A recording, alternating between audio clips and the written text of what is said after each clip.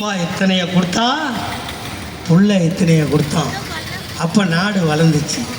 நாங்கள் 8வது படித்திருந்தா 5000 கொடுத்தோமா இல்லையா?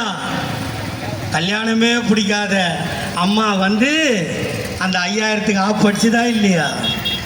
10வது படித்தா 10,000 கொடுத்தோமா இல்லையா? கல்யாணமே பிடிக்காத அம்மா வந்து 10,000க்கு ஆஃப் படிச்சுதா இல்லையா?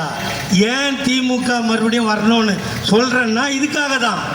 நாங்கள் ஒரு திட்டத்தை கொடுப்போம், நாங்கள் ஒரு சட்டத்தை போடுவோம், வேற ஒருத்தன் வந்தால் அமைக்கிட்டு போயிடுவோம். இப்போ எல்லாருக்கும் என்ன நோவுது? இன்றைக்கி உதயநிதி அண்ணனோட பிறந்த நாள். எல்லாம் கேட்குறான். கலைஞருக்கு பின்னாடி ஸ்டாலின், ஸ்டாலினுக்கு பின்னாடி உதயநிதிக்கு பின்னாடி இன்பநிதி. இப்படி தானே கேட்குறீங்க. இவர் என்ன தியாகம் பண்ணார்? துணை முதலமைச்சராக வர இவர் என்ன தியாகம் பண்ணார்? அடங்க ஒக்கால ஓடி நான் சொல்கிறேன், வந்து கேள்றா. இப்போ அவங்க அப்பனுக்கு ஆத்தாளுக்கு கல்யாணம் ஆச்சு.